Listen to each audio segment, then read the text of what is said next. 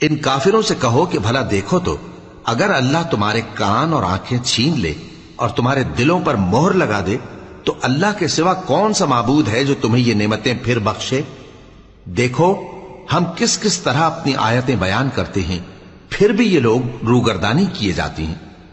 کہو کہ بھلا بتاؤ تو اگر تم پر اللہ کا عذاب بے خبری میں یا خبر آنے کے بعد آئے تو کیا ظالم لوگوں کے سوا کوئی اور بھی ہلاک ہوگا؟ اور ہم جو پیغمبروں کو بھیجتے رہے ہیں تو خوشخبری سنانے اور ڈرانے کو، پھر جو شخص ایمان لائے اور نیکوکار ہو جائے تو ایسے لوگوں کو نہ کچھ خوف ہوگا اور نہ وہ غمگین ہوں گے۔ اور جنہوں نے ہماری آیتوں کو جھٹلایا ان کی نافرمانیوں کے سبب انہیں عذاب پہنچے گا۔ کہہ دو کہ میں تم سے یہ نہیں کہتا کہ میرے پاس اللہ تعالیٰ کے خزانے ہیں، اور نہ یہ کہ میں غیب جانتا ہوں، اور نہ تم سے یہ کہتا ہوں کہ میں فرشتہ ہوں۔